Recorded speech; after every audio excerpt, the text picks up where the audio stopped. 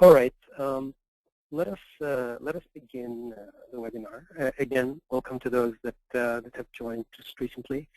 This is the second webinar that Genscape has organized on the Seaway reversal. We're going to be going over some of the findings that we've seen in the field and then try to discuss their implications. There are a few people on the call today, quite a few people in fact, that may be new to Genscape, that may not be familiar with all the services that we provide. What I'm going to do is I'm going to go through our Seaway findings, and at the end I will go a little bit over what Genscape does in this space, in the oil space, and what other coverage we have and so on. For those that are familiar with us, they can drop off at that point. For the others, please, if you're interested, please stay on and watch and listen. One other thing, if you have questions as we go along, please type those into your chat box. We will collect that at the end of the webinar, and I will try to answer those questions as you have them. So with that, let us begin, and let's first quickly recapitulate what we're looking at. This is a map of the Seaway line after reversal. It's going from Cushing down to the Freeport terminal. The two companies that own the line, Enterprise and Enbridge, have said that they would be running the line at 150 initially, and then eventually expanding the line. This webinar really is going to focus on that expansion and when it could happen and what needs to take place in order for it to happen. Again, this is a slide that will be familiar to those of you who attended the first webinar on Seaway. What you're looking at here is basically the elevation profile of Seaway pipeline.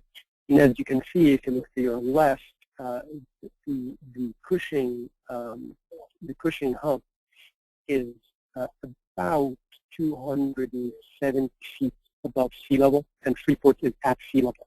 So once you've overcome those first few hills, you really are flowing downhill.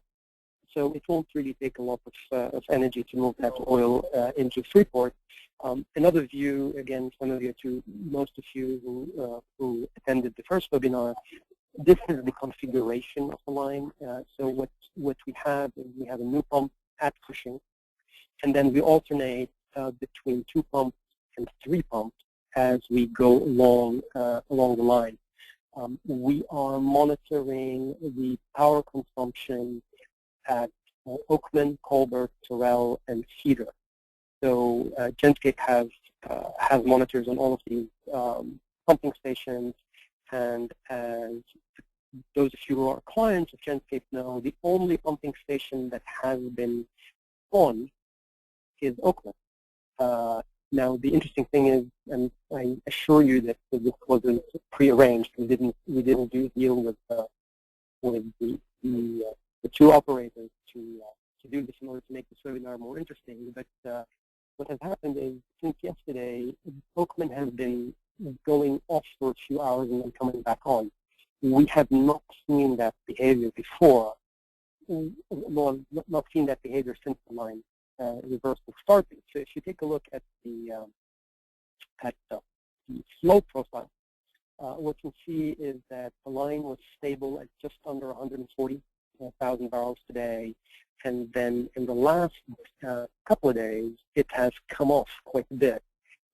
We don't really know why. We don't see anything on the line that would suggest that there are any operational problems or anything like that. I mean, at least since yesterday at the Cushing hub, we couldn't see anything that would suggest an operational problem. We have not flown the line in the last 2 days. So if there is trouble further down the line, it's not something that we can necessarily see at this stage. But anyway, the basic point is that the line is running roughly 140, or has been. And the question now is, how and when will it go beyond that initial flow rate?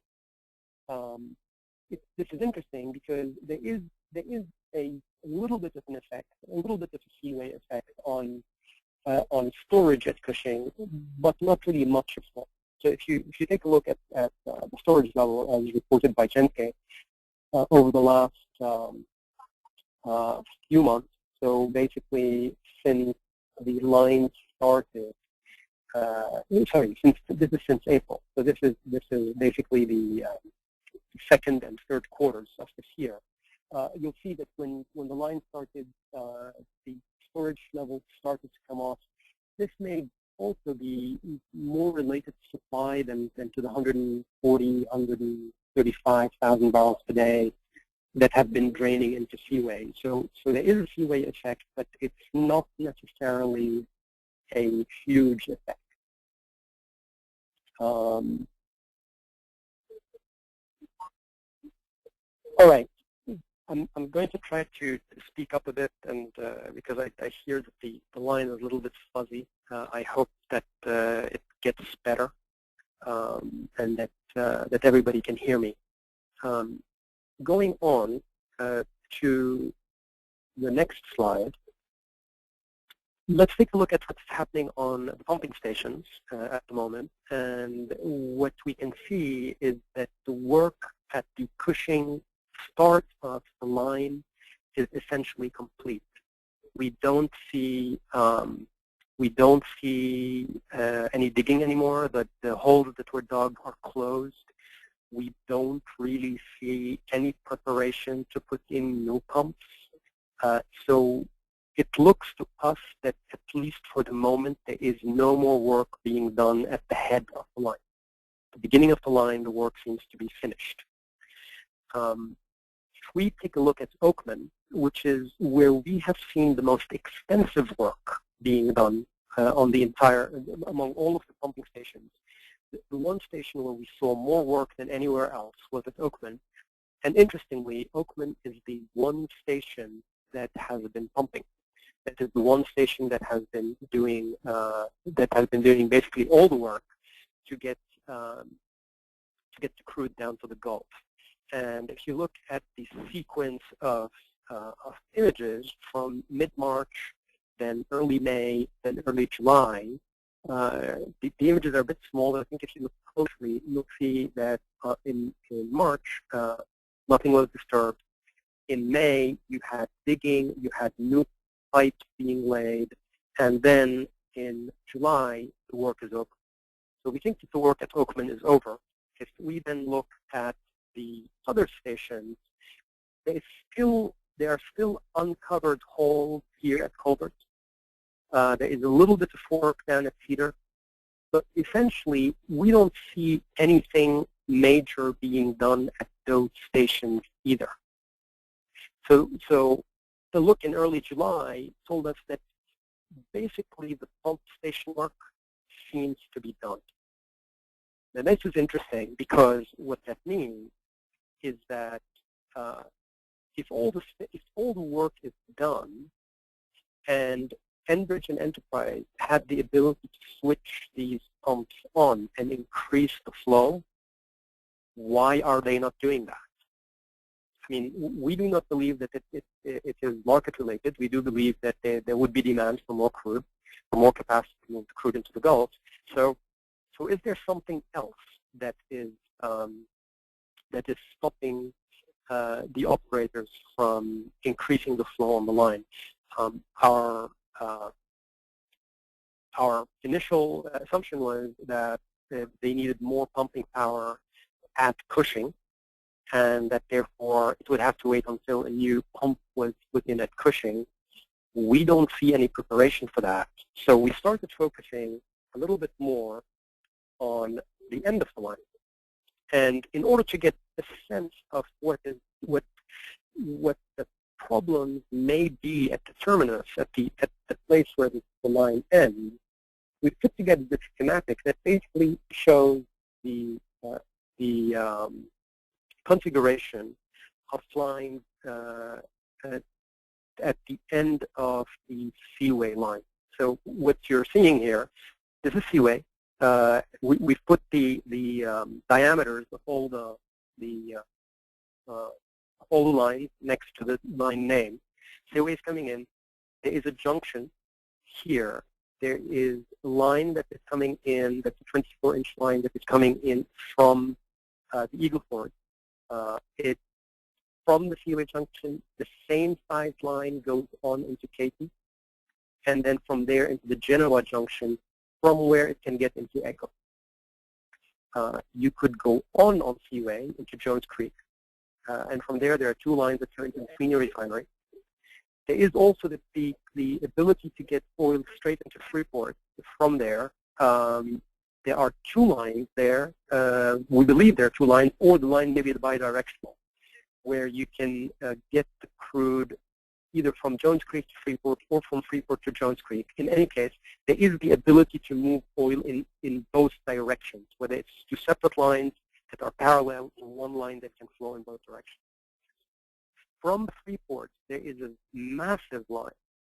That's a DOE line that is now leased by ExxonMobil, and ExxonMobil has a tariff for it that goes into the Texas City refinery. What is planned is to build a 65-mile, 36-inch line, so bigger basically than the Seaway line, to go into Echo directly. And from there, you could go into the Houston refinery.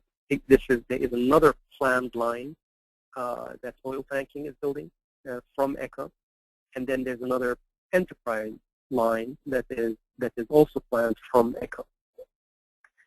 If you look at this and you say, well, okay, why are we not moving more oil on Seaway?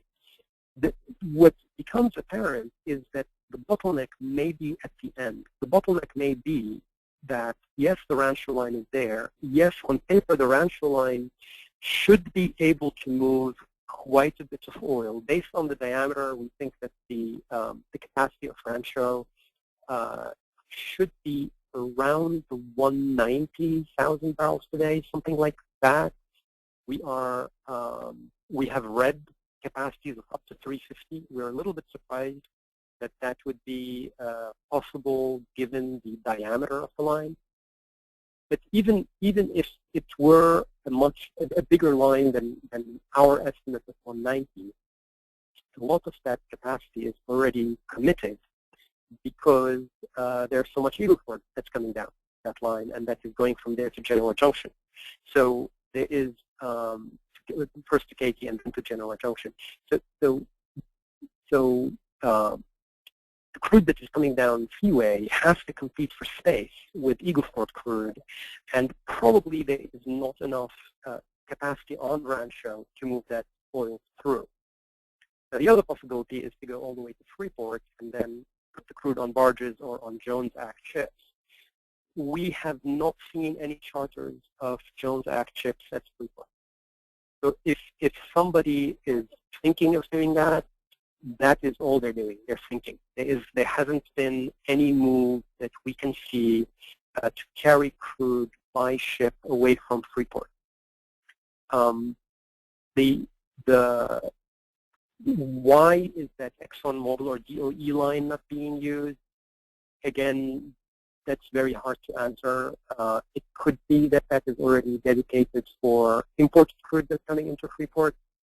It could be that the takers at the end of the line are not interested in the grades that are coming down on Seaway. There may be a variety of reasons. We don't see a logistical reason why that wouldn't be the case.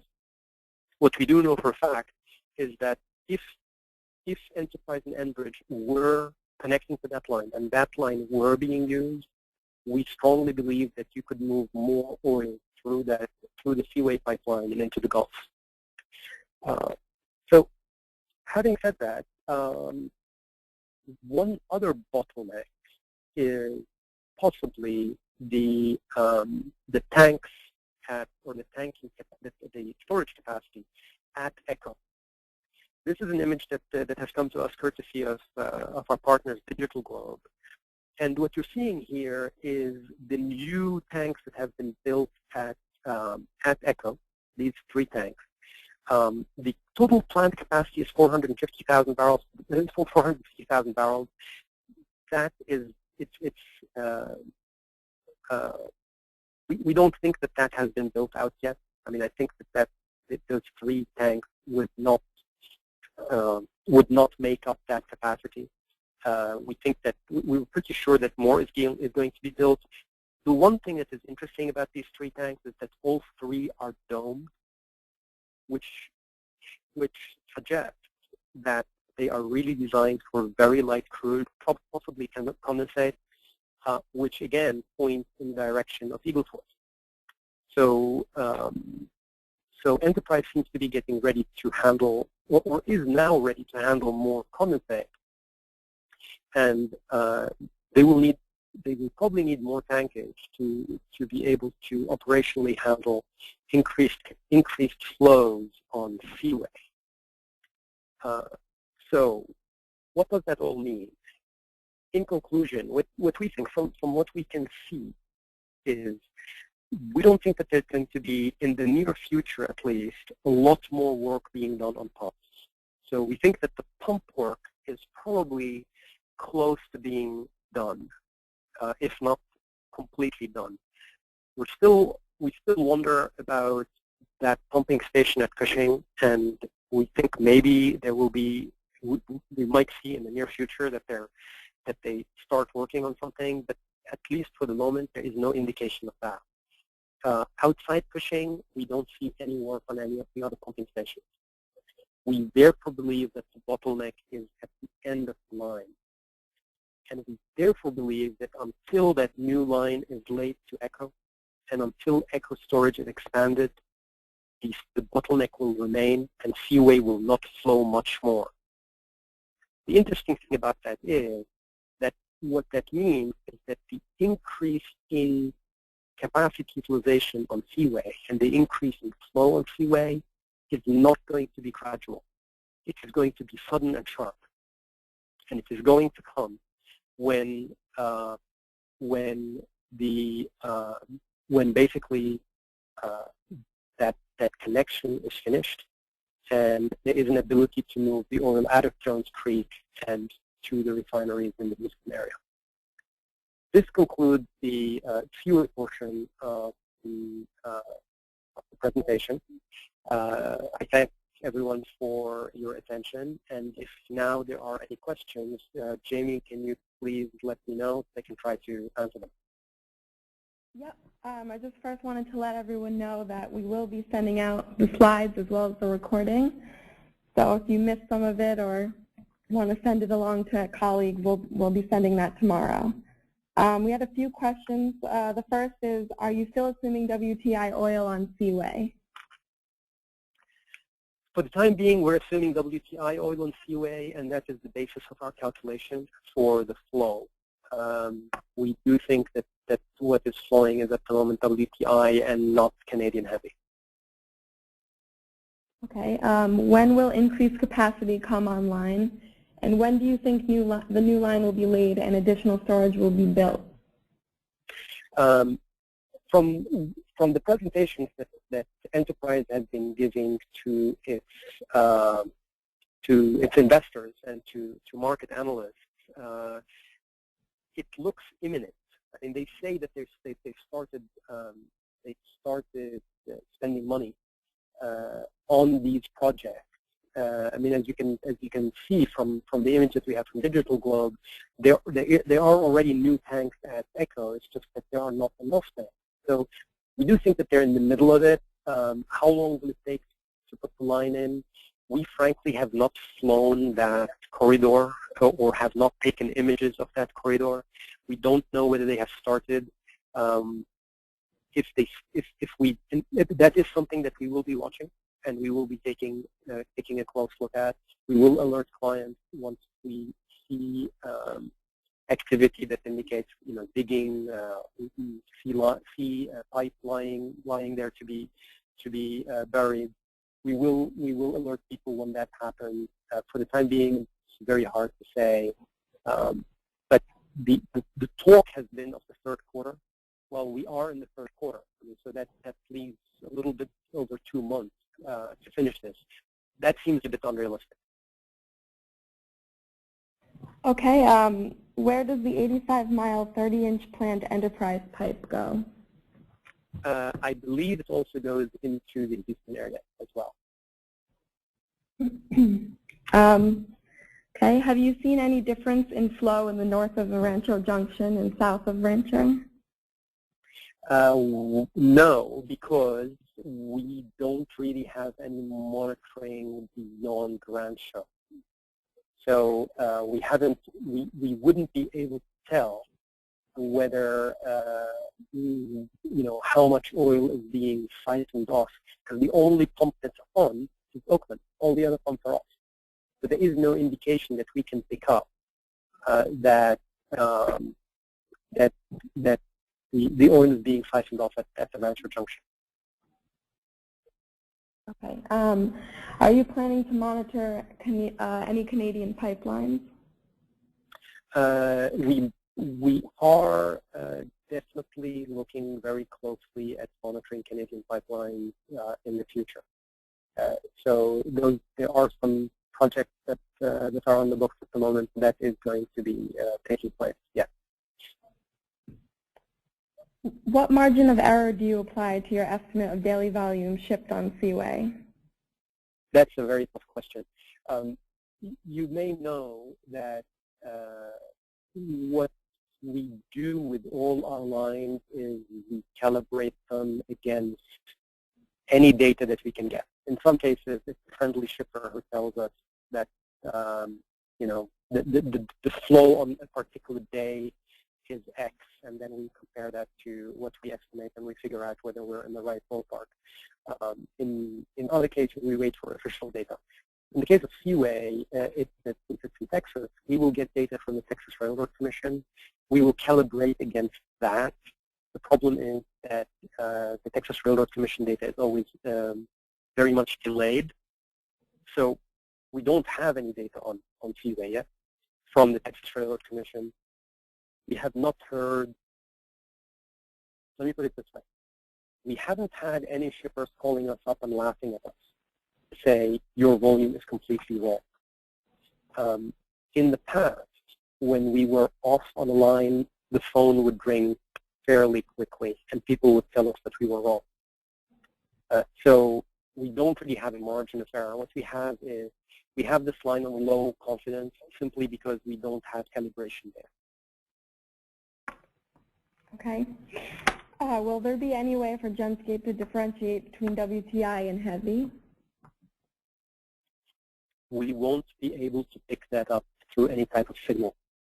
The only thing that we will do over time, as the volume increases, as the capacity increases on that line, we will most likely start to make assumptions about the mix and adjust our flow based on that. And the assumptions will be built on price differential. So if it starts, I mean, it already makes sense to move Canadian heavy into the Gulf. It makes sense to move WTI into the Gulf. We think at the moment that the fact that the line is so restrictive discourages the use of Seaway for a heavier grade that can flow less. We therefore are assuming 100% WTI at the moment. As that restriction goes away, we will have to make assumptions about the mix between WTI and heavy and start filtering that into our flow model. Okay. Someone asked, Seaway is at approximately 150,000 barrels per day and going to be around 400,000 by the end of the year. Will these bottlenecks prevent that? If the bottlenecks are not removed, then 400 I don't think is doable. So, but we still have 5 months to the end of the year, at least 5 months. So there is no reason at the moment to doubt that Enterprise and Enbridge are going to hit their target to have the line at 400 by the end of the year. I mean, we don't see anything on the ground that says they cannot do it. We haven't yet seen and that's because we didn't look in the right places yet. So please don't read too much into this. We have not yet seen work on the new lines. Okay, I think we just have a couple more here. Is Seaway currently set up either now or in the future to be able to load barges or ships from either Freeport or Texas City? Yes, we believe that that is definitely possible. Okay. Do you monitor rail? We do monitor rail. The way we monitor rail is we count rail cars, and we count rail cars both in the Bakken and also in St. James, where most of that Bakken is now ending up. Okay, I think that covers all of the questions. If anyone else has any questions, feel free to chat them in now, or feel free to email us and we'll get back to you. All right. Well, for those of you who are interested and would like to learn a little bit more about Genscape, what I'll do is I will take you quickly through our service and just show you the areas of coverage that we have. And if you're interested, please contact us. We will be happy to set up a trial or show you some other things. Basically, we are covering 3 main areas. We're covering storage, we are covering refineries, and we're covering pipelines. And within pipelines, I'm also counting rail. On the storage, these are the storage areas that we are covering. So Cushing, Patoka, Midland, other storage areas around West Texas that are connected to the basin pipeline, and then we monitor Canadian storage at Hardisty and Edmonton. And if we take a quick look at Cushing and we take a look at what the service looks like, it shows you the latest storage figure, and it shows you the change, and it breaks it down by operator of storage. And the other fields are similar. On the refineries, if we take mid-continent refineries as an example, what we're doing is we have 6 infrared cameras that are pointed at the refinery.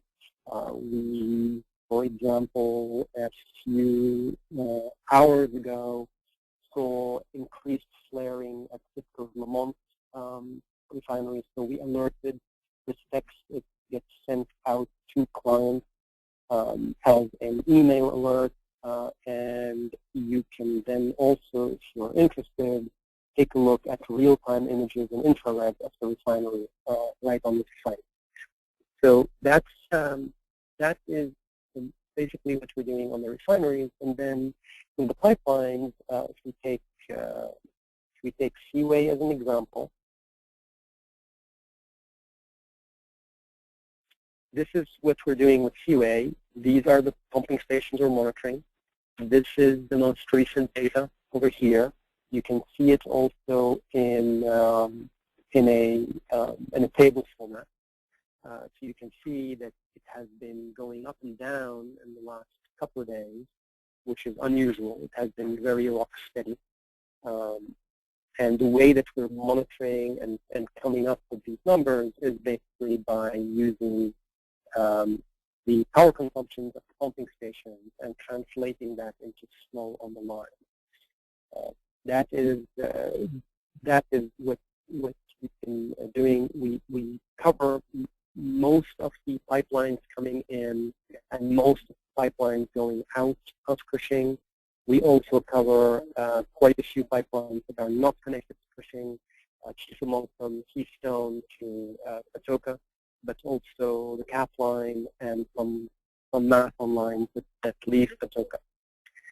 As I said, for something that is a little bit more detailed than just a very quick overview, please do contact us.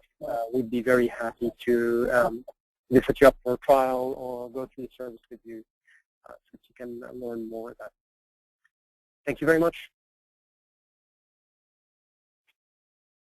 And Abudi, we have Yes. a couple more questions. Sure. Yes. So what's driving the recent widening in WTI versus Brent prices when we've had a couple of consecutive weeks of modest draws in Cushing? Interesting question. I mean, we've had some turbulence on the European side of the Atlantic because of the strike. The Norwegian strike. That obviously is over. You don't really have that that much reason now to believe that there's going to be a shortage of supply in the North Sea. So that has stayed. On the other hand, on this side of the Atlantic, we still, despite the draw at Cushing, we still have very, very high inventory, and we're now, maybe 6 weeks away from the end of the driving season, when you can imagine that, you know that the crude draw is going to decline. We've got some serious maintenance that is going to happen at some refineries, which is going to cut demand. So the widening differential might be just a function of people looking at how much oil is at Cushing and what supply is going to be very soon. The hope that the summer would lead to, the summer driving season would lead to a massive draw has to have stated by now because it's too late in the season. We're just about halfway point on the driving season.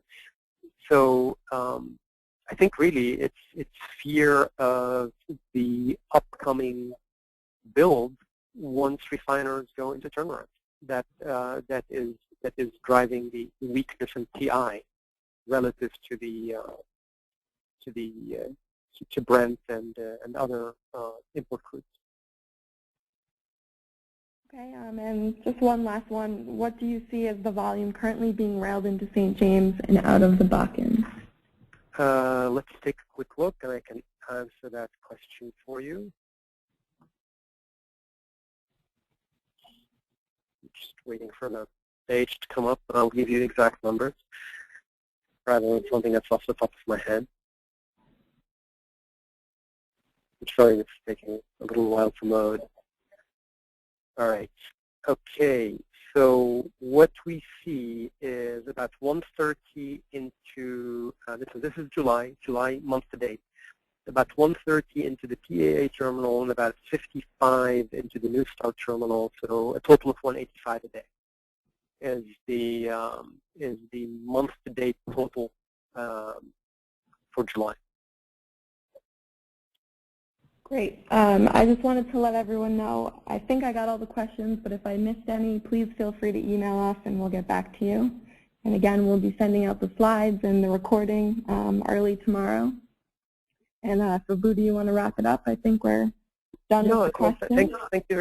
Thanks everyone for your attention, and we hope this was helpful.